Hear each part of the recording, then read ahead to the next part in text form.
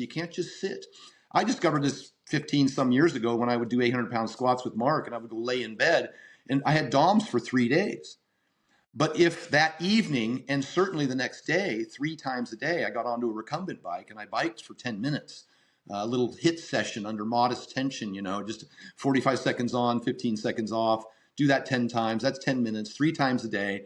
I just found that by, the end of that day or the next day, my soreness was completely gone.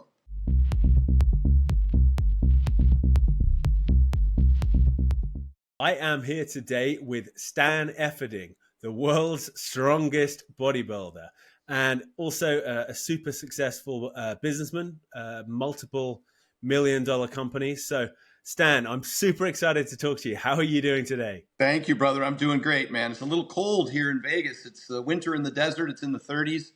And I just got back from a 2-week vacation on the island of Samoa, where my wife was born and raised, where it was 85, 89 degrees every day. So I'm just reacclimating to my own home. Well, it's pretty cold here in the UK as well. So at least you got the vitamin D boost from Samoa, right? That's right. So I'd like to kick off by just asking you a little bit about your background. So people will see you now and they'll know you as this super strong, professional bodybuilder, powerlifter, but you weren't always super strong and super jacked. So I was wondering if you could kind of explain a little bit about your childhood and what led you to kind of strength and conditioning and training, essentially. Yeah, well, everything about my childhood led me to strength and conditioning and training, starting with the fact that I was a skinny kid. I wrestled 98 pounds as a freshman and sophomore in high school. I weighed 106 as a junior and 115 as a senior. I got to college, I was a whopping 135 pounds soaking wet, and I couldn't bench 135. So I really wanted to become a bodybuilder. I saw the magazines, and that's kind of what the impetus was for diving into that. And so I started taking courses at school that would, help me in that endeavor. But certainly all the exercise science stuff with nutrition and anatomy and phys and biokinesis, all those things that I was really interested in. And then, I would spend hours and hours in the science library scouring through what was at the time called microfiche. And your younger clientele might not recall, but that was kind of like the 8-track tape of music that was in your grandfather's pickup truck. And, that's how I tried to read studies to find out if there was some magic trick or some secret that nobody'd heard of so I could get bigger faster. And that kind of helped pave the way for me to make some of the recommendations that I make today. I learned a lot of lessons along the way, and we can talk about a few of those as we proceed. Yeah, well, that's a great summary. And you actually played soccer, right? So you actually started off training for soccer. And I mean... Yeah, it was my soccer coach who told me I was too small and I needed to go to the weight room and bulk up. When I got to college, I had a college soccer scholarship. And I started lifting weights that summer, and I just fell in love with it. And I told my coach, "I'm done. I'm going to be a bodybuilder." Which, at the time, and for many years subsequent to that, everybody I mentioned that to would laugh in my face because I was about the size of a number 2 pencil, but that was probably one of the reasons why I was so persistent. If anybody tells you there's something you can't do, there's one of 2 things that can happen: you can prove them wrong or quit. Absolutely. And I mean, people will know you, I suppose, as a creator of the vertical diet. And, that's had enormous success in all sorts of walks of life, but specifically with power athletes, strongman, the NFL, obviously bodybuilders and powerlifters. So I was wondering if you could kind of explain a little bit about how that came about, essentially. How did you get started and why create a diet? The vertical diet is really the culmination of everything I learned throughout my career. From the 30 years of experience, obviously I mentioned, college and then competing and coaching. I was a high school soccer coach, and subsequently I trained track athletes and football players at the University of Oregon. And then, being coached by some of the greatest coaches in the world, between Flex Wheeler and Eddie Cohn and Charles Glass and Mark Bell. And I mean, the list goes on and on. I've worked with many, many, many gurus in the industry. When I got done competing and I looked back upon my career and all the lessons that I had learned, and I started coaching, it's been about 10 years ago that I really kind of full-time I was a personal trainer in college, and I worked at numerous box gyms, and it was always kind of my side hustle through my whole life. I've trained thousands of people. But that's a difficult career. I think that people recognize that it's kind of not too many people can actually call that a career. Up until such time that social media exploded, and I found myself with a very large audience from having, appeared in the magazines and won a IFBB Pro card and set world records, and did a lot of YouTube videos with Mark Bell and got on Shark Tank. All of those things garnered me an international audience who started asking me a lot of questions. And so most famously, I did a seminar, I think 7 or 8 years ago in Hafþór Björnsson's gym up in Iceland when I was training him for the world's strongest man. And it was a 2-hour, very detailed seminar about the vertical diet. And that spawned thousands and thousands of questions from people all over the world. I probably responded to over 100,000 DMs in the last 5 years. And that started to, initially I released the vertical diet to provide people with a foundation for what my recommendations were for people like Hafþór and subsequently Brian Shaw and now Mitchell Hooper, world's strongest man, and John Jones, UFC heavyweight champion, and the list goes on, Lane Johnson from the Philadelphia Eagles. I wanted my clients to have all the same information. And I didn't want to have to keep repeating myself. And so I compiled this document that covers, every aspect of nutrition, training, blood testing. It's very comprehensive, as you know. Well, that was it. I was struck by just how comprehensive it is, because vertical diet sounds like it's going to be focusing on nutrition. But as you said, it's covering training, it's covering sleep, it's covering, well, and just like in that seminar in Iceland, I said there's 4 legs to the stool, there's that are complementary to each other. It's a multifactorial, your success, whether it just be a dad bod or soccer mom trying to improve their general health or an athlete trying to improve their competitive status. And those 4 legs are quite simple. It's eat, sleep, train, and then I put supplements and medication, performance enhancing drugs all into the other leg of the stool.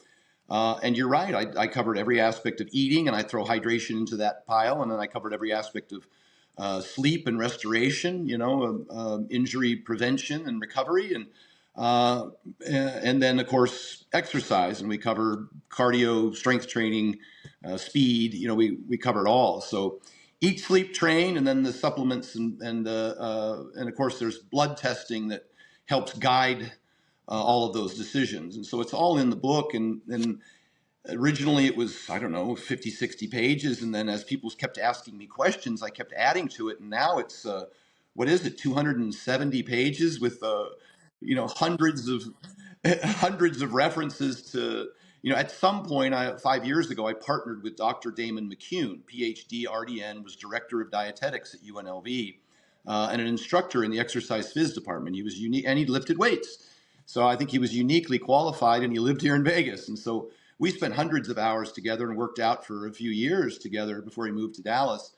And I wanted to make sure that the information I was providing was scientifically sound. And so he went through the entire book and made sure that we attached peer-reviewed, published research, as well as, you noticed, I provide a lot of links to articles and videos that refer to other, what I mentioned earlier was domain-specific, academically credentialed professionals in that specific field that the questions were being asked about. And I think that's very important, because I think a lot of online gurus, even MDs, they'll commonly travel outside of their area of expertise and make claims that are unsubstantiated. And fortunately now with the internet, we're in a better place than we've ever been. We have access to more information. The downside of that is you have to sift through some of the bad information to get the good. But the cream's rising to the top, and I saw this trend many years ago. That's why I partnered with Damon. I saw people like Lane Norton coming out and starting to call people out. And I made a post many years ago. I said, the vertical diet won't cure cancer or COVID. Please, somebody tell Lane Norton so I don't end up on Fuckery Friday. and I held, I hold my position as being an influencer and having, potentially thousands, if not hundreds of thousands of people listen to my information. I take that as a big responsibility, and so I endeavor to make sure that the information I'm providing is accurate. And also, as an athlete for all these many years, I'm outcome oriented, and so I don't get very excited about. I don't major in the minors, for one. We just talked about the big rocks: sleep, eat, train, supplements and medication, whatever that may be. Whether it's performance enhancing drugs or it's thyroid medication or whatever for conditions and whatever. But so one was that I'm outcome oriented and I don't want to major in the minors. And two, a lot of what you see on social media now, and again referring to some of these gurus and biohackers, they'll refer to mechanisms of action, right? Plausible biochemical pathways but then they'll take these giant logical leaps and make these claims that they don't hold up to any human, randomized controlled trials or any rigor that would give you any significant benefit. And I could go down a whole litany of names of people who have made certain claims. We know who they are. They're quite popular. They have millions of viewers. And they'll claim that some minor intervention has some magical benefit. And I'm just like, I've been there. I've tried that long before all these claims were made. And now I've looked at the research and the evidence isn't there, for a lot of the things that people are doing right now. And the frustrating part about that is for someone who works with, over the years, thousands of Gen Pop weight loss clients and somebody who works with elite athletes, one of the biggest challenges I have is what I call the shiny object syndrome. People get distracted by these things. And they're like, Stan, what about, I call them the whatabouts. What about this? What about that? And I got to spend all my time, and they get excited about those things. They're like, oh, I want to do this. I want to try that. Because they saw it, while they were scrolling through their feed one night before bed. And they think that's going to be life-changing. And I'm hesitant to nocebo them, right? I don't want to convince them that it's worthless because then they get discouraged and might want to go find someone else who will tell them it's great. But at the same time, I want them to stay focused on the things that I know really matter that often don't get emphasized enough. I think that makes so much sense. And a couple of things I'd like to pick up on there. First, as you said, it's this focus on the big rocks, right? It's this focus on consistency, like ruthless consistency. And you have so many good kind of ways of explaining things and so many good phrases. Compliance is the science. Simple. I know Lane Norton just posted that today.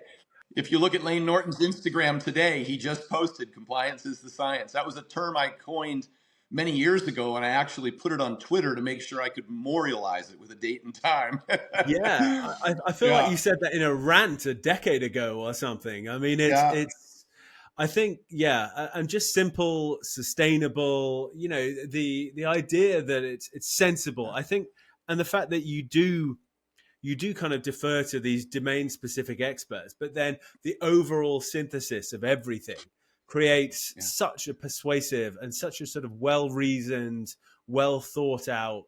You're very good at evaluating evidence, for example, and putting it together, not just the science, but then in a very digestible format with the occasional, Rhino's rant and the occasional YouTube video in there as well. So it makes it more kind of entertaining as well as just very, information based, I suppose.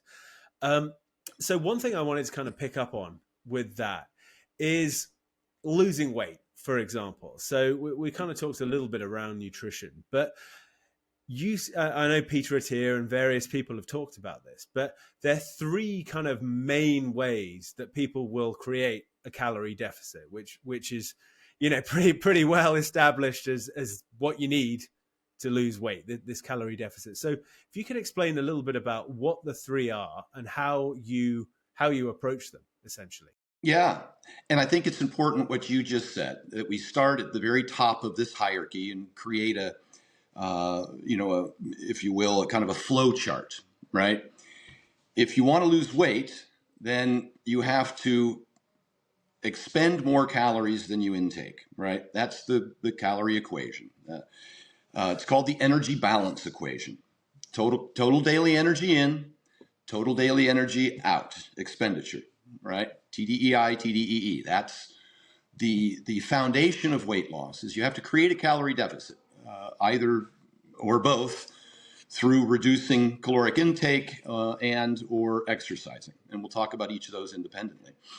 And I said that, I've often said in the Iceland seminar, there's many paths to the same destination. And the goal is to try and find the diet, as I mentioned in my book, that's simple, sensible, and sustainable, something that is part of a lifestyle that you can adhere to long term. And that diet or those paths can be different for different people. In the research, we see that some people respond very well to a particular diet where others don't. And so you can't say that any one diet is the best.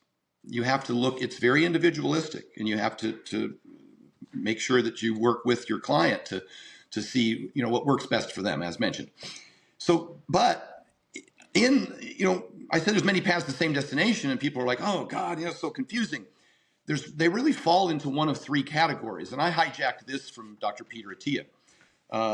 And having said that, I, over the years, have opposed many of his dietary recommendations, but he has evolved and agrees with, I think, the energy balance model currently, whereas historically he had employed a bunch of other, the carbohydrate insulin model, was kind of where he got started with Gary Taub's influence, subsequently popularized by Dr. Jason Fung, where people said that if you ate a grape and your blood sugar went up, you couldn't lose fat. That's long since been debunked in systematic reviews of many, many randomized controlled trials in humans that it is an energy balance equation, and hormones have their place, but you can certainly lose weight eating carbohydrates and having a normal blood sugar fluctuations that accompanies your meal. That's quite normal. So here's the three: CR, DR, and TR. Calorie restriction is what we were just discussing. That's CR, and that's where you weigh and measure your food and use a tracker and just make sure you're eating less than you burn.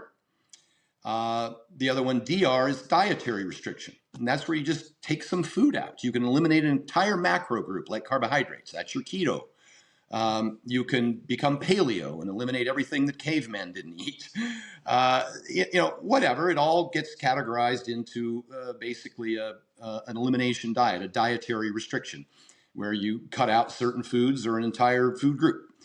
The other one is TR. That's time restriction. And I've posted recently about this and spoke recently about this on Chris Williamson's podcast.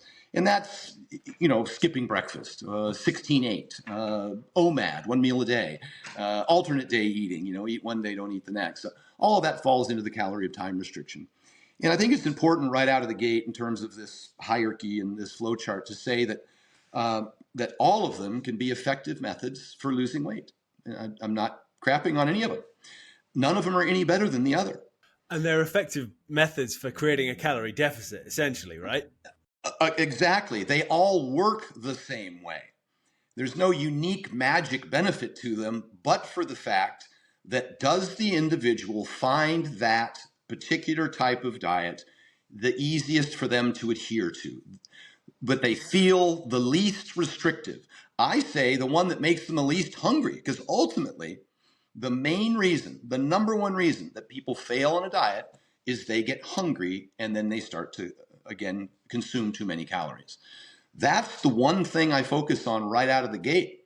And as you said, that if you don't get so hungry, you don't have to rely so heavily on willpower, which ultimately tends to fail, right? Yeah, that's a terrible strategy for weight loss, willpower. Yeah, you'll lose that battle every time. Your body is amazing at making you eat more food. This is the big difference between whole foods and ultra-processed foods in all the research that's been done, is that you just tend to not be satiated with ultra-processed foods and you eat more calories ad libitum, what we say, if just left to your own druthers, and you're fed whole food and you're fed ultra-processed food. The ultra-processed food, we'll consume about 500 calories a day more than the whole foods. And I think everybody understands that. That's your pastries and your cakes and pies and, just your ultra processed food, which are, by the way, a combination of both fat and sugar and salt. They're engineered to be highly palatable, and they're ultra processed. So they're usually low in fiber, low in protein. They're not specifically high in sugar, and they're not specifically high in fat. They're both. And so, it's hard to look at, keto as solving that problem in and of itself because sugar is bad. It's the nature of the ultra processed food. Same would be true of drinking calories. Just a Coca-Cola that obviously is going to very quickly put you over your limit of calories. So those are the three options. Exactly, and they're not satiating, right? That's the kind of key. So, right. That all makes a lot of sense. So, going to more specifics, there will be kind of diets, for example, that are better than others, even, so we talk about calories are king, right? And we take that as read. We accept that. But there are certain macronutrient splits, for example. Eating enough protein will be important. I think that's something that we can agree on. Maybe not so much about the distribution of fats and carbs, because that perhaps doesn't matter as much. But there was something that you posted or something that you mentioned that I found very interesting. So the Mediterranean diet gets a lot of these kind of plaudits as, it's the best diet for longevity and all this sort of thing. But it's about 18 to 20% protein, if I'm right. And I mean, I'll let you explain, but you would suggest perhaps a slightly higher protein diet, which may have other kind of benefits. So I'll let you kind of explain about it. Yeah, well, and that's in the research as well. They compared a Mediterranean diet to what they called a high protein diet, which was an 18% Mediterranean is protein in Mediterranean.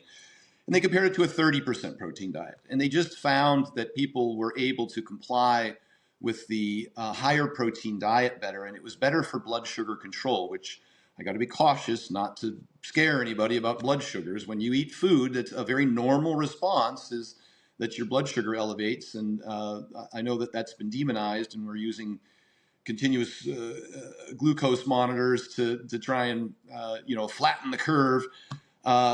You can lose weight with normal carbohydrate fluctuations. I think the Diet Fits trial out of Stanford was the most popular one with over, I think, 600 people that were followed for over a year, one on a high carb, one on a low carb diet. And they found equivalent weight loss outcomes. They found equivalent blood sugar control. And interestingly enough, that was Gary Taubes was part of his group was part of that investigation. So that was one of the nails in the carbohydrate insulin model coffin. There's been many, many, many more since subsequent to that. But you're right. Now that we understand that there's three paths, we can start to talk about the pros and cons of each of those. Across the board, eating more whole foods would benefit any of those three diets and less ultra-processed foods. Eating higher satiety foods, more protein, more fiber. There is a satiety index that shows that things like boiled potatoes and oranges keep you full longer. And ultimately, that's what we're chasing now, is whichever path you choose, our goal is to make it such that you're not hungry, that you're satiated, that that's all you need to eat, and you feel fine on that, and it's sustainable, and it becomes a lifestyle that you can adhere to long term. It's not weight loss we're shooting for. It's long-term dietary adherence. And that's the key point as well, right? Because a lot of people will drop the weight, but then it's, as you said, like it's adhering to something where you maintain it, because it's all very well dropping 25 pounds, but like, where are you in a year or 2 years or 3 years? Weight loss maintenance is the goal. There is a rather long-term study from an organization called the Weight Control Registry. Hope I'm remembering that correctly. And they've got over 10,000 people now in their registry who have lost over 60 pounds and kept it off for more than 6 years. And they just compile statistics as to what these people's behaviors are. 98% of them went on a diet. That's pretty important. Any diet, but they had a plan, right? They started something, whether it was keto, whether it was intermittent, CRT, RDR. They started something and they had a plan. That's pretty important. And I think at least 85% of them tracked their progress in some fashion. that which gets measured gets improved. And that's a very key component that gets repeated in the literature over and over again, that those people who actually are monitoring their progress, whether it's with daily weigh-ins on the scale, and we educate people on the proper way to do that, weigh daily, average the week, rather than getting all excited about the fluctuations, and understand that women in particular are going to have some water retention at certain times of the month with the menstrual cycle. So, and then you look at trying to, over time, compare the weekly averages to each other. So I don't mean to get too down into the details, but tracking works, waist measurements, progress pictures, maybe pictures of your meals. Those are things that I have my clients send me on a daily basis. So tracking is important. 78% of the people in the weight control registry, the successful dieters, ate breakfast. Now, I'm not weighing in on whether that's the best way. I'm just saying that you don't need to skip breakfast to lose weight. And the vast majority of successful dieters don't skip breakfast. So I don't care. It's your personal preference. I've talked in detail about chrononutrition, which has been studied extensively by Dr. Alan Flanagan, PhD nutrition. And a lot of the research now suggests that if you're going to skip a meal, you should skip dinner and not breakfast. There seems to be some advantage in terms of the protein benefits and the cortisol suppression, the appetite, the satiety benefits in subsequent meals, the blood sugar control in subsequent meals, all from eating a high protein breakfast. So many benefits. Sleep improves circadian rhythms, all of that thing. So if I had to lean one way or the other, that's what I would recommend coming out of the gate. If you're going to do intermittent fasting, skip dinner, not breakfast. So there are some ups and downs. Keto, another pro and con to keto is that you'll lose a significant amount of water weight initially, which may look great on the scale, but that's not body fat. And people tend to get what's called the keto flu. They get tired, they get dehydrated because that water weight, a lot of that may be fluids and electrolytes that they need to function throughout the day. And also we do see in extreme cases with keto, there's a greater potential to lose lean muscle tissue, and it can decrease performance, anaerobic performance, which is your gym workouts, you're lifting weights. Intermittent fasting, depending on how long that window is, like OMAD or alternate day fasting, we consistently see losses in lean muscle mass and decreases in performance in the gym. And so there are extremes that should be, things you should monitor if you're utilizing one of those diets to try not to get adversely affected by the cons of those diets. I think, for example, that was one of the reasons, to use Peter Attia again as an example. He actually stopped keto and stopped being so kind of diligent with his restricting feeding time because he was losing. He stopped intermittent fasting. Yeah, he pretty much. Metformin. Yeah, he stopped resveratrol. I mean, so just quickly on that you mentioned metformin. You have a brilliant strategy for managing kind of blood sugar after eating. Again, what do you do? 10 minutes, 3 times a day, you eat. And what else do you do? Yeah, I walk, and I recommend it to all my clients. And it's not necessarily just my strategy. It's what the science supports, that metformin or walking after a meal is twice as effective as the number 1 prescribed diabetes medication in the world, metformin, for reversing or preventing type 2 diabetes. It has it decreases your what we call postprandial glycemia, your post-meal blood sugar peak elevation and duration, measured by area under the curve. It reduces that by up to 30%. In addition to the fact that it helps with digestion, which is a big one, things like GERD or those kinds of things, gastric reflux. It definitely helps with that, and it also, as I mentioned earlier, it's sustainable. I just had someone post a Chris Williamson excerpt of me discussing this with him, and I said that I don't recommend a lot of cardio to my weight loss clients, and by that I mean, battle ropes and burpees, or having to go to the gym and do 40 minutes on the treadmill, for a host of reasons. One, it's not very enjoyable, which therefore means it's not going to be very sustainable. But 2, it's not shown to be very effective because of what we call the constrained energy model of obesity, which compensation. Yeah. Uh, yes, exercise is important for heart health, but I should, as an aside, say that the American Heart Association just came out, and Stu Phillips wrote a big report on this, stating that resistance training was equivalent to cardiovascular exercise for health outcomes, cardiovascular disease, cancer risk, longevity. They're equivalent now. The American Heart Association says either or. Both would be preferable, so most certainly. But the idea that you don't get heart health benefits from resistance training has now been disproven. I recommend cardio, but I recommend something that it's sustainable, that can fit your schedule. And for most of the people that I work with in weight loss, those 3 10-minute walks, one after each meal, is easy to create a habit. You can do it anywhere. It doesn't take an extended period of time.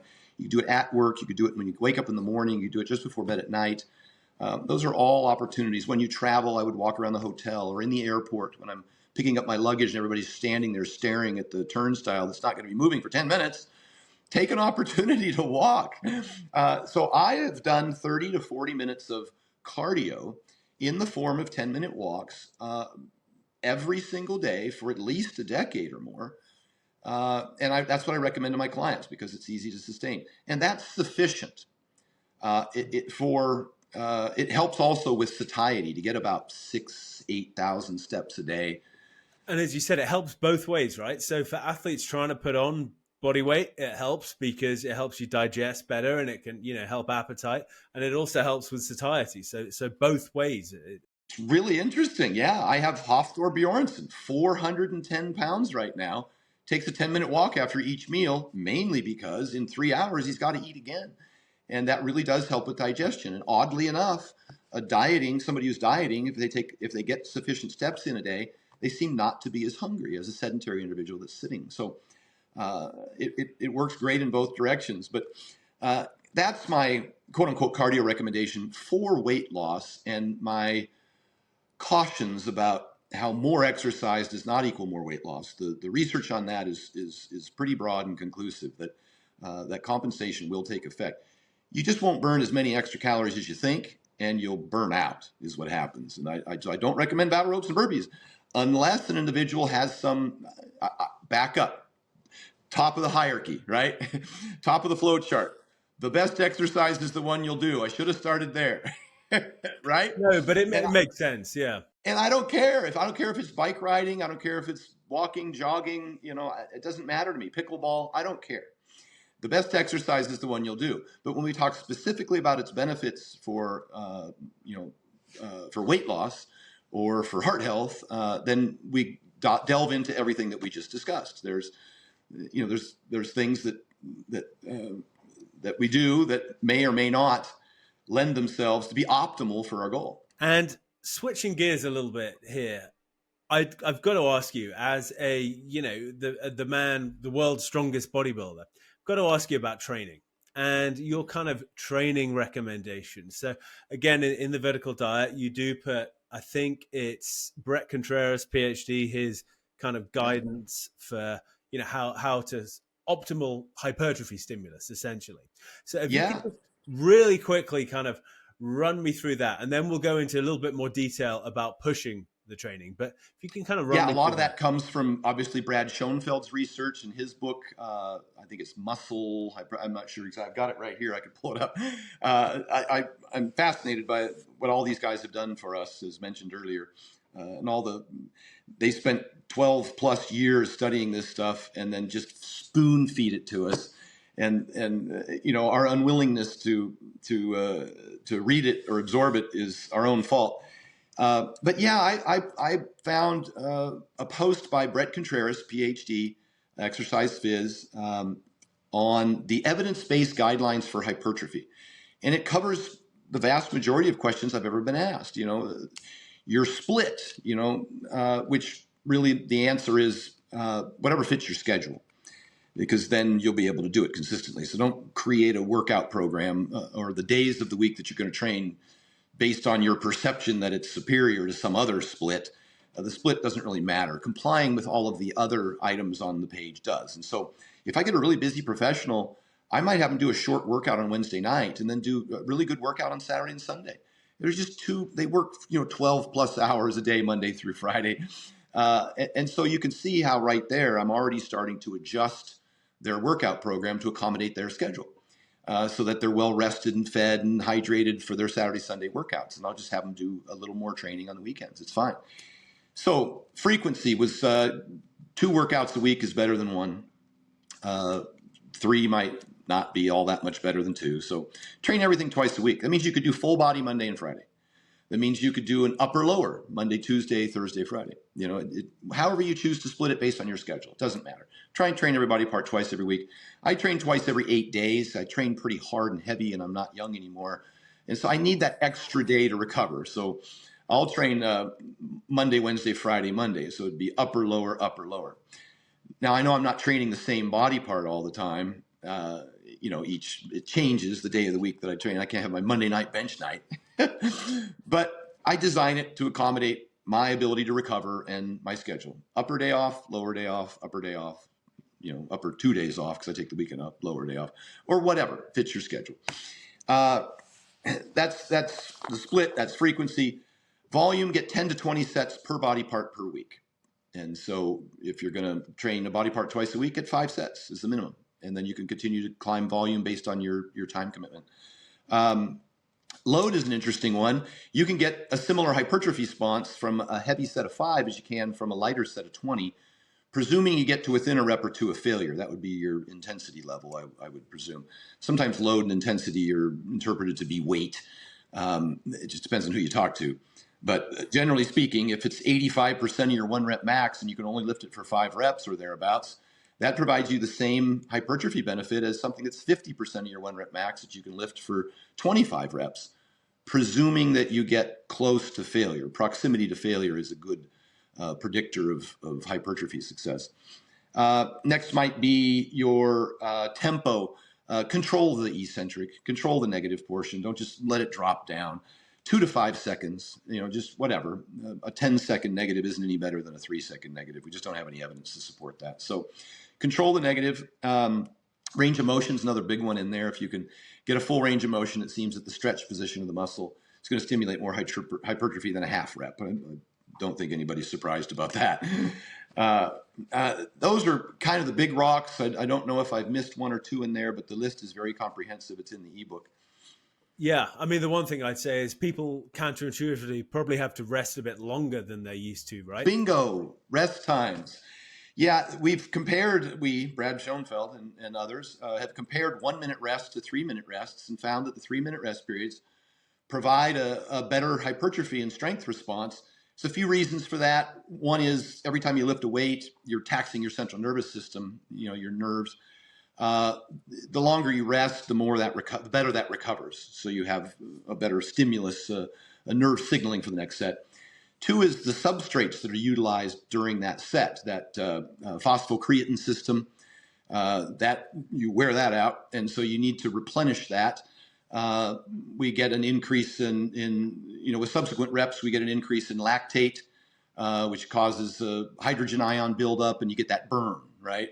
And so that rest time allows the hydrogen ions to be assimilated and the acidity of your blood to, I would say, become less acid, right? And so basically you're just recovering from that exertion effort. If you do a set too fast and you haven't completely recovered your central nervous system or the substrates needed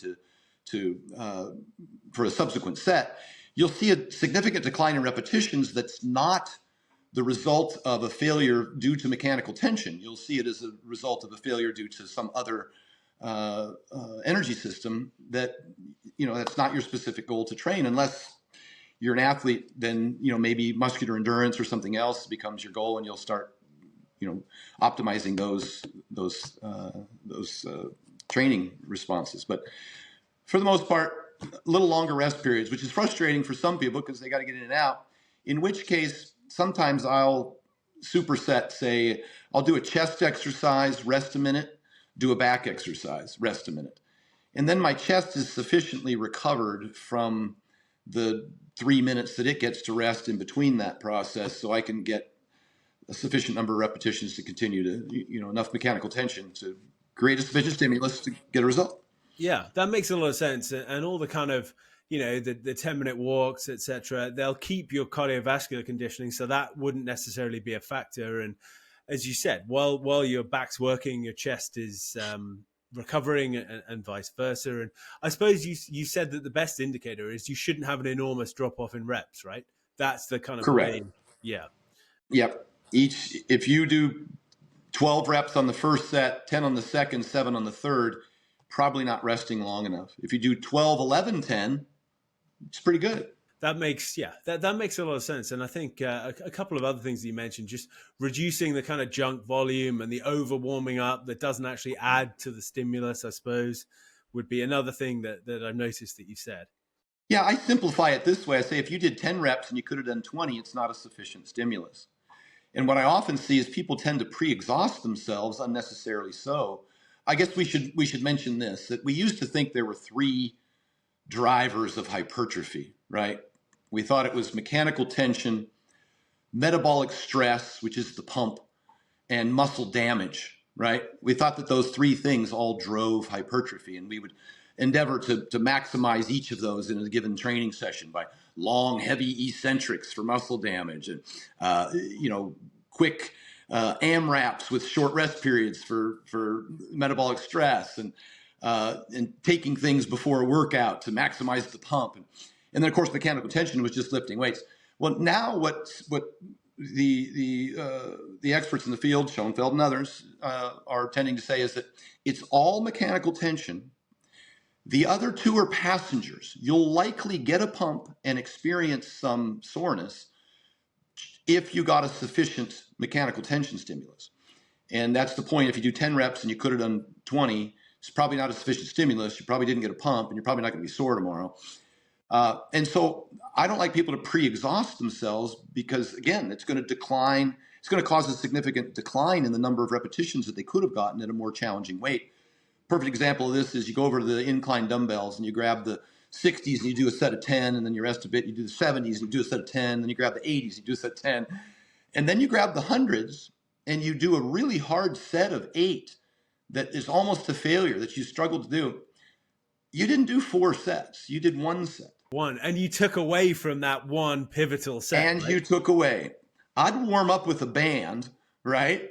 And then I'd go do 2 reps with the 60s, 2 reps with the 70s, 2 reps with the 80s. I'd rest a long time, and I'd try and do 2 top sets with the 100s, resting 3-4 minutes between each, and really max out those. Then I'd move on to another exercise for chest. I don't think it's necessary to do 4 sets there. I find a couple of things occur. I find that one, you've created a sufficient stimulus. You're not going to grow any more from additional sets on that particular exercise. And 2, people tend to save themselves. They'll just do less sets in the previous, or less reps in the previous sets, knowing what's ahead of them. And then, so move to a different exercise that gives you maybe a different angle. This would be especially important with quads in terms of getting the rectus femoris from a leg extension, as well as a squat or leg press and what have you. So I would rather do 3 different exercises, 2 sets of each, with a significant amount of intensity on those. And I find that mentally I can commit that than to do a whole ton of sets of 1 exercise. And as you said, that's even more important, the stronger and more experience that you get, right? Because you can give much more on each set, essentially. Well, you hit the nail on the head. That's one of the problems is with fatigue is that, like with kids, they could train every other day. They just don't have the nervous system recruitment and coordination. They aren't strong enough to tax their body to where they need to recover for more than 48 hours. Now, when I'm powerlifting and I'm squatting 800 pounds in a workout, I might need 4 days, or 5 days, or I might need 3 days later have to do a lighter workout and then 4 days later do a heavy workout. That's kind of what I found throughout my career is that I would need to wait at least a week between 800-pound squats. And that tallies a lot with other super strong guys like, Brian Carroll will say similar things. success leaves clues, right? And guys like you and Brian Carroll, I said, it does make sense. And one of the It's things interesting on that note, I don't mean to commingle strength and hypertrophy because they're different. And I thought when I was a young man that the stronger I got, the bigger I would get, which caused me to compromise my form, my range of motion, my total volume, all of those things. Because I wanted to be as strong as possible. That is not true. And the stimulus for strength is not necessarily the same stimulus for size. A larger muscle can be a stronger muscle, but strength is specific and is nervous system driven. In addition to having enough muscle mass to recruit to do the movement, I actually would recommend leaving more reps in the tank for a strength movement. You have to move a heavy weight because strength is specific. 85% of your 1 rep max. You want to get into that zone. But if you're grinding reps out and accumulating an enormous amount of fatigue, you could build more volume by doing 3 fast reps for multiple sets at 85% of your 1 rep max, then doing 1 set of 5 where the 5th rep is a grinder. Probably not necessary for strength.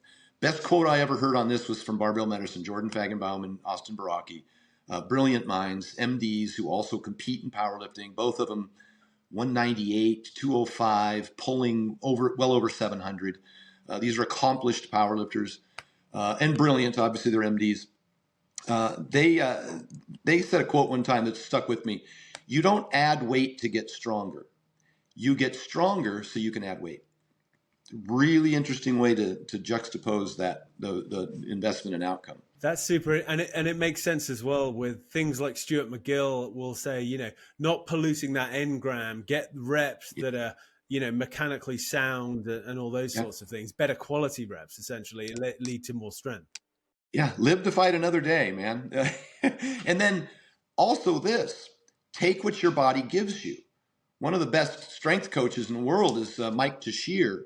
And he'll measure bar speed and determine whether or not he's going to attempt to go up in weight based on how fast the lighter weights move. And that can be what would you call it? A leading indicator of fatigue. And if your lighter weights are moving slower, you might want to wait until your next workout. And it's then the light weights are moving faster, then jump up and try and hit that heavier weight. If you move a heavier weight slower, did you get stronger? That's the question to be answered.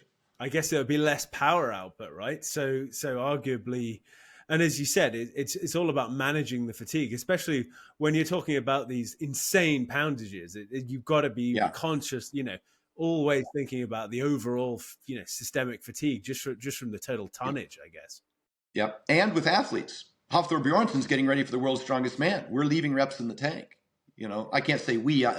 He gets strength coached by Australian strength coach. I do his nutrition, but that's just a common. We discuss these things. But with Lane Johnson, Philadelphia Eagles, or with Brian or John Jones from the UFC, I can't take him into the gym and grind a bunch of reps and give him DOMs for 3 days. He has to go box or wrestle or jiu-jitsu or Muay Thai that night.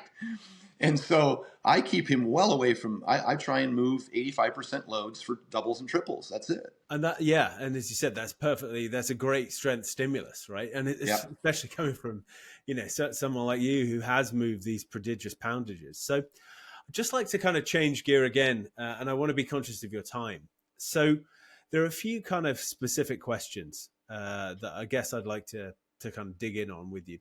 Shoot. And the first thing is, you have a saying, which is good, that I really like, saying that you can be good at anything, but you can't be good at everything.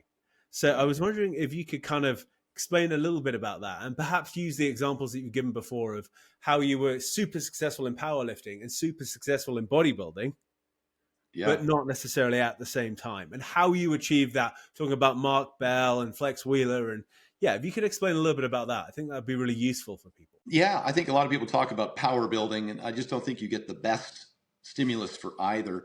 And that, from what we just discussed, the reasons why, that hypertrophy requires a little more proximity to failure, a little more frequency and volume. And so you probably won't be able to lift quite as heavy of loads and be able to sustain the frequency and volume necessary to drive growth.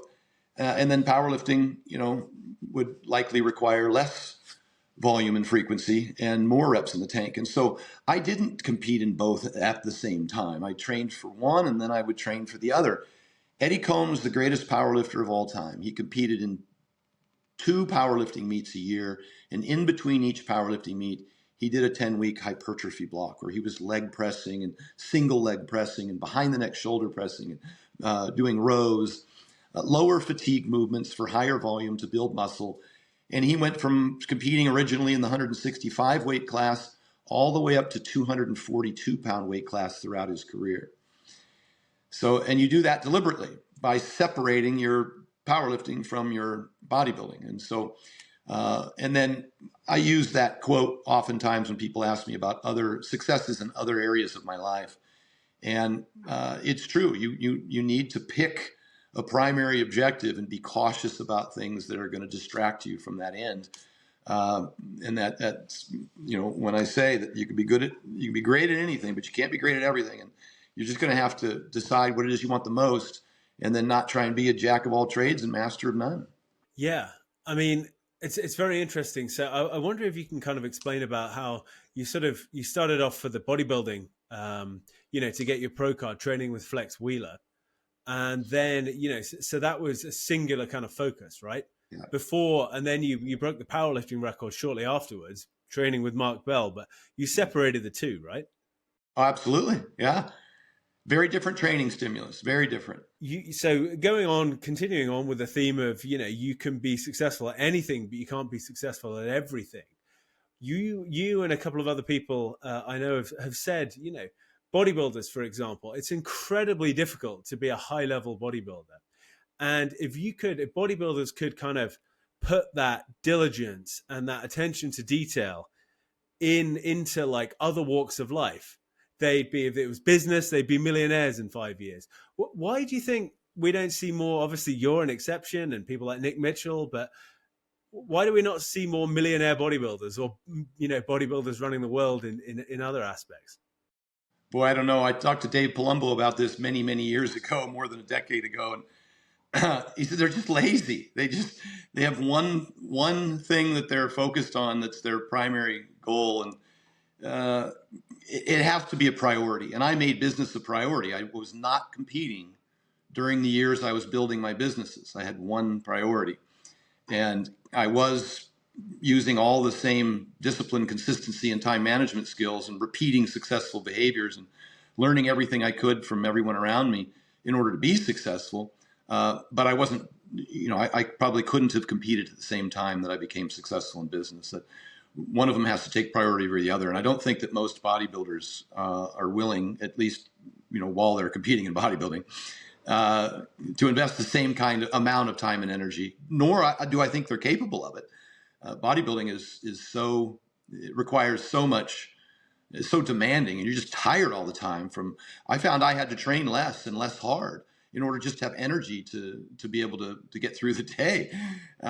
When you're training very, very hard at a high level, you're tired a lot, and you need all the recovery you can get. You need 9 hours of sleep. When you're running a business, you're lucky to get 4 or 5 hours of sleep.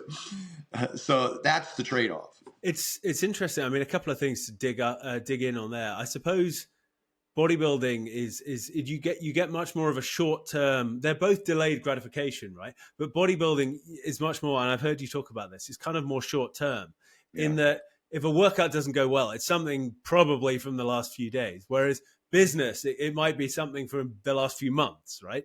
Right. You're absolutely right. You get immediate feedback in the gym. If your performance isn't up to par, something happened in the last 72 hours. It's pretty easy to pinpoint. Exactly. I mean, I suppose that may be one big difference. So switching gears again. And I mean, I think it's fascinating to talk to someone who hit literally the highest levels of both kind of physique, of bodybuilding, and of strength, right? Of powerlifting. And that must give you so many amazing lessons. And I mean, I have to ask you, given that this is kind of my specialist area, performance enhancing drugs, essentially. And you're qualified to talk about it. And I think one of the things that you said very early on is that genetics trumps everything. You know, genetics reigns supreme. And I've had this before, I've had middle-aged academics say, well, if I took a lot of drugs, I could run like Usain Bolt. It's like you have no idea how wrong you are. I'd love it if you could kind of talk about that, and also about the fact that guys like you, guys like Dorian Yates, for example, have talked about the dosages are perhaps not as high as you'd expect. And certainly there'd be a guy in your local gym who's taking more than Mr. Olympia competitors. Yeah, boy, a lot to cover there. You're absolutely right. Genetics reign supreme. There are certain people who not only are bigger and stronger to begin with, but they're hyper responders to performance enhancing drugs. Maybe they've got more androgen receptors or what have you, but they'll grow a lot faster than someone using a comparable amount of performance enhancing drugs. I forget who said it many years ago. If you want to bake a cake, you have to have all the ingredients. And this most certainly takes you to another level for both strength and size. I think what Dorian was referring to, certainly what I was talking about, was the fact that in the early 90s, we thought it was a big deal if we went from 1 cc of test to 2 cc's of test a week. We thought that was a big deal in terms of our health. We really thought that we were going out on a limb. And we got significant results from that. Throw in 20 milligrams of D-ball, if you will. On that protocol, I deadlifted 782 pounds in competition. And I got up to damn near 300 pounds at one point in 1996 on that protocol. And then in 2009 through 2014, I had gradually worked. Then I took 10 years off of competing, 1997 to 2006. Slowly got back into competing, 06, 08. Then in 09, when I started working with Mark Bell, I jumped those dosages up. And at one point, I was using as much as 3 grams a week of performance-enhancing drugs. And I actually, on a couple of occasions, was weaker as a result of the side effects associated with some of those cycles. The loss of sleep, the insomnia, the night sweats, the weight loss occurred. I remember I had over 100 blood tests throughout my career, most of the time on a monthly basis, and I would see significant declines in my health. I would see metabolic syndrome, elevated blood sugars, elevated blood pressure, elevated lipids. So increased liver and kidney enzyme, liver enzymes and kidney function decreasing. I saw all that in myself when I got really heavy and was using too many performance enhancing drugs. Fortunately, I got blood tests very frequently, and I only used those large doses for very short periods of time for powerlifting. For bodybuilding, I would lose a significant amount of weight, and I would use much smaller doses. And so my concern is that people who use huge doses for an extended period of time and subject themselves to those kinds of health problems for an extended period of time, it really compromises their long-term health. Kidney damage from high blood pressure in particular is very common. And that would be, dose related and time related. So that I think that's kind of my general, information I like to give people is that more isn't better, and that you really need to get blood tests and watch how you respond to these different medical doses and types of performance enhancing drugs. And as you said, it's monitoring your health, right? It's monitoring these biomarkers, as you said, through your blood work. And I mean, you're obviously a very smart guy, and the drugs are just a necessary risk, essentially, a necessary, just to compete at that level, right? In that sport. And there's natural athletes in the NFL that I work with all the time that are just genetic freaks that are 6'6", 300 pounds. I've added 20 pounds of weight to an NFL lineman and had them decrease their blood pressure by 20 points. And so there are things you can do. Matter of fact, I'm going to make a post today. I started working with Hafþór again recently to get ready for the Arnold strongman, and he was 386 pounds in November. He's now 409 pounds. His blood pressure today was 115/65. It's incredible. Yeah. And but we do a lot and he's not taking a blood pressure medication. We do a lot to control that, in terms of what his diet is and his 10-minute walks and and all of that with and it's in my high blood pressure quick fix kit. It's not any magical treatment. It's very common mainstream recommendations. He just makes sure to employ them. He wears a CPAP. He gets sufficient calcium and potassium. He's low on fats and saturated fats. He has a high workload. He takes 10-minute walks. He trains twice a day. He's doing everything he can to make sure he doesn't get high blood pressure, because that, in my mind, that'll kill you now. And there's other risks that we're willing to endure over a short period of time, maybe some dyslipidemia, maybe even a slight insulin resistance, which I generally don't see in people who lift weights a lot, to be honest with you. I rarely see high triglycerides. Muscle mass is a lot of muscle mass is going to help with, a lot of muscle mass, yeah, and it absorbs glucose, without the need of insulin. So through that. I mean, when you were competing, like, what was the sort of calculation that went into it? Were you like gung ho? I'm just going to get through this for a short period, and then there were times at which I just put my head down and I tried things that I thought would make me stronger, like a substantial amount of tren before a powerlifting meet. Actually made me weaker. I lost weight, had insomnia, had night sweats, and my lifts went down. Now I would use very low dose tren before a bodybuilding show and got excellent results from it. But you're in a completely different condition. You're training twice a day, every day. Your body fat is next to nil. I mean, it's just completely. It's not even a comparison to when you're 300. When I was 300 pounds and taking 3 grams of stuff to get ready for a powerlifting meet. I mean, some of those side effects are almost unavoidable. And there's things I would never do again. I would never do higher doses of tren. I would never do the amount of at the time it was Superdrol was. That stuff just wrecks your liver. I only had to try it once for 5 weeks and take a blood test and see my liver enzymes at 3 or 4 times normal to realize, hey, that's probably not. But people who don't get the blood test and continue to take those things, tragically so, I've had acquaintances in the industry who have passed away as a result of growing up as a teenager taking what was at that time legal over-the-counter Superdrol, as you recall.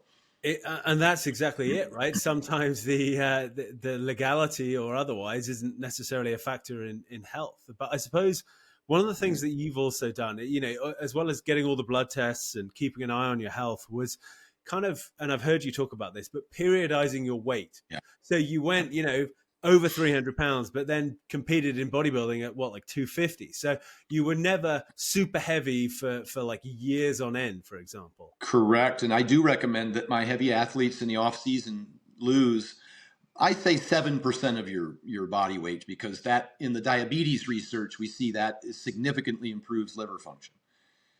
These aren't people who are type 2 diabetic, in which those people you would recommend to lose 15% of their body weight in order to restore pancreatic beta cell function. But I just use that as an arbitrary number, 7%, because we see significant improvements in liver function. And liver fat drives all of those metabolic processes, those high blood sugar and dyslipidemia and all that stuff. So that was my number. I got Hafþór originally at 440. I brought him down to the low 390s.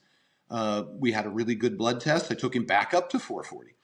And his health markers were much improved over where they were at when he was previously at 440, because we did a different diet. And by that, I mean, it was a lower fat diet, lower saturated fat diet, higher potassium, higher calcium, higher magnesium, CPAP, vitamin D, 10-minute walks 4 times a day after meals. It's that simple. There's nothing magic in there. He's very consistent and disciplined, and we monitored that, and the results were extraordinary. And that's exactly it. I think it's one of the things that really you underline is this consistency over time. So I want to be conscious of your time, talking of time. So I'm going to merge 2 questions together and ask you.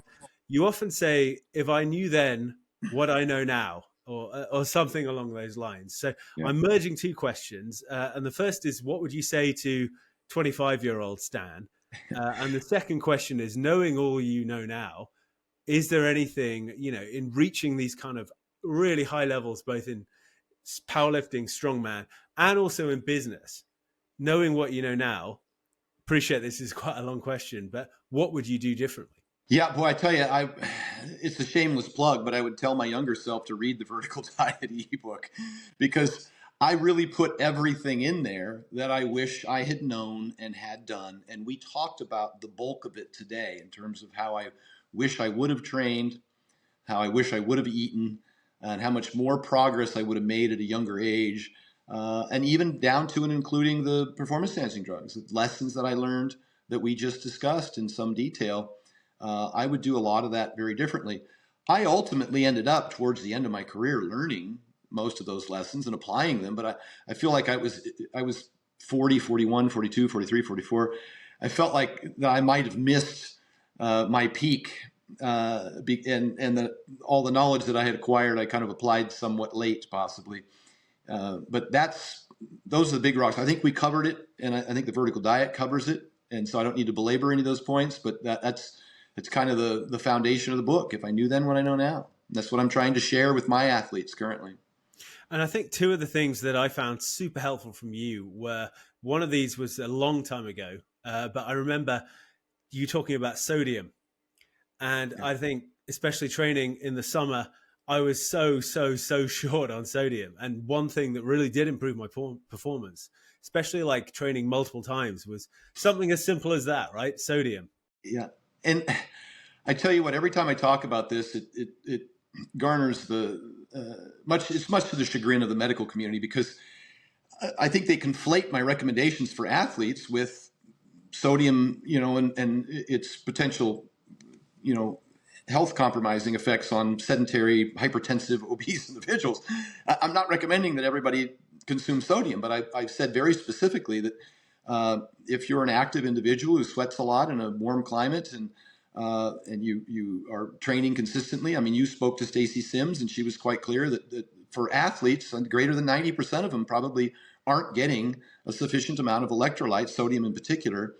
And she's very specific about how to dose that as well in order for optimum absorption. You don't just take 1,000 milligrams of sodium with 4 ounces of water. She's very specifically says that you want a particular concentration, a percentage of that fluid should be sodium and glucose for the best absorption.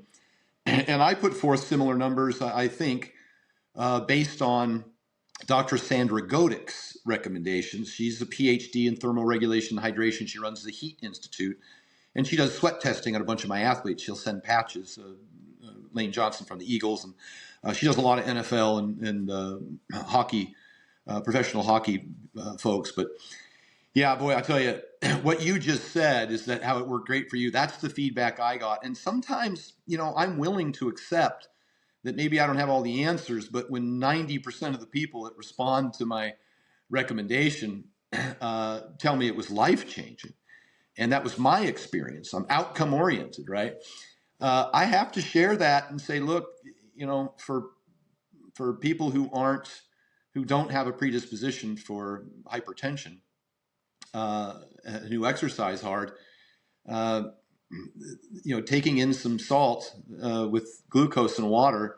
I think the specific recommendations are, I'll break it down real simply. About an hour before training, start sipping on a solution of water, glucose, and sodium.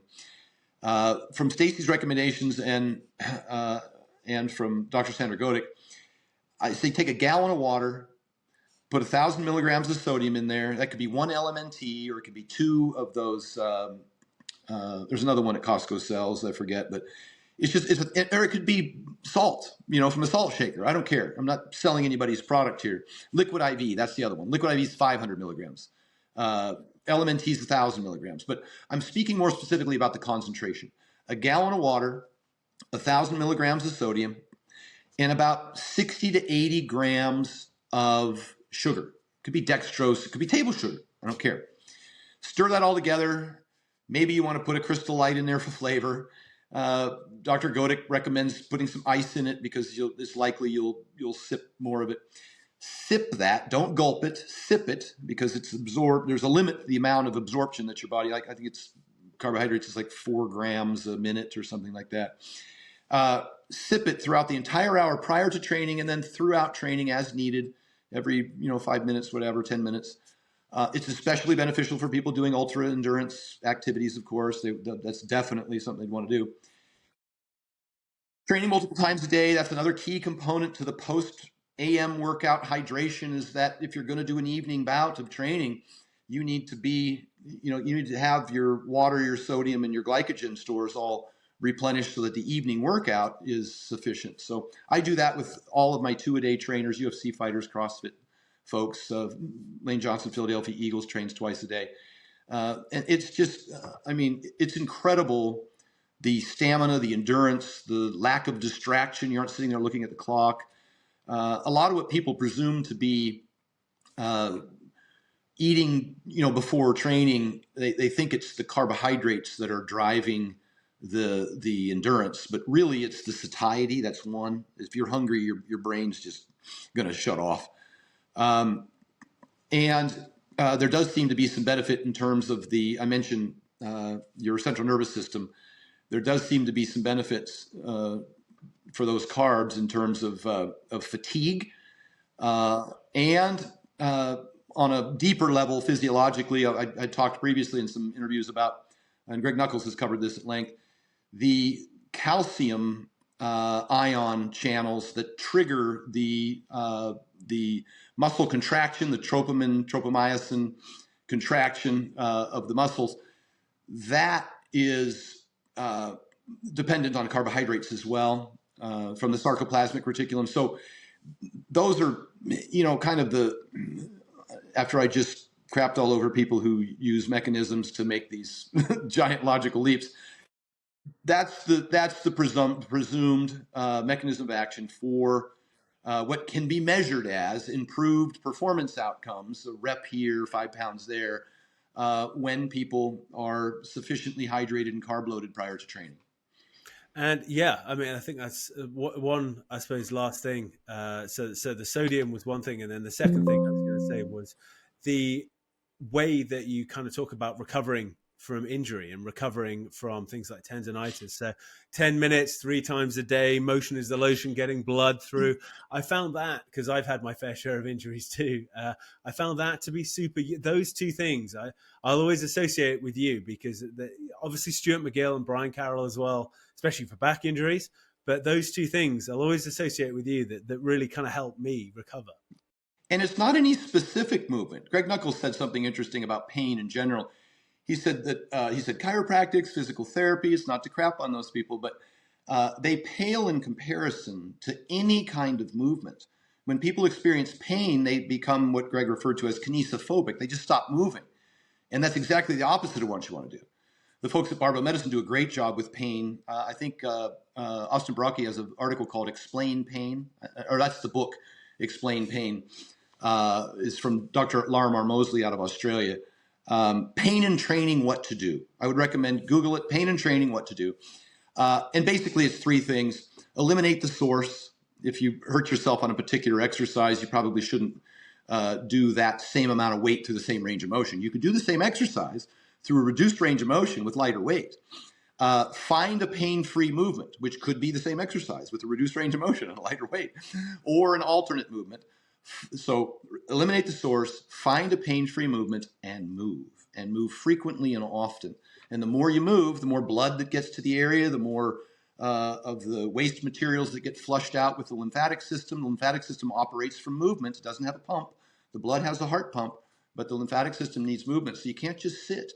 I discovered this 15 some years ago when I would do 800-pound squats with Mark, and I would go lay in bed, and I had DOMs for 3 days.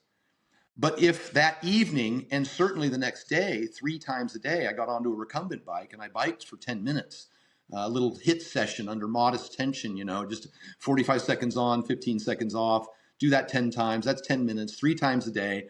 I just found that by, the end of that day or the next day, my soreness was completely gone. It makes a lot of sense. And I mean, the 10-minute walks would probably work there too. I know Stu McGill, for example, talks about walking as nature's back balm. And as you said, another reason to get out and do a few 10-minute walks, and, 3 10-minute walks better than 1 30-minute walk, and all that sort of stuff. I think, and as you said, not picking the scab, as he would say. And it's all, when all these people say very similar things, I think that's probably a good endorsement of an effective strategy. Agreed. Well, Stan, thank you so much for your time. Is there anything, I know you talk a lot, but is there anything that you wish I'd asked, or anything that I've kind of neglected to ask that you hoped I might? No, and there's always more questions, and always, in the audience, most certainly. So I would just, one last time, shamelessly plug, I poured it all into a 270-page document at the Vertical Diet, available at stanefferding.com. And I'd encourage folks to read it. I have a ton of content out there, but this is the most comprehensive and condensed, with all the references, version of it, if you don't want to watch endless hours of me gabbing about The Rhino's rants and the 10-minute talks, they're also very entertaining. So I would recommend those if you don't want to just read. But cool. Well, Stan, thank you so much for your time. And I think you've just done it, but is there any way you kind of direct people to, if they want to find out more about you, in addition to the everything's at Stan Efferding. StanEfferding.com is the website, at Stan Efferding's the Instagram, and Stan Efferding on YouTube. Great stuff. Well, Stan, thank you so much for your time. I really appreciate it.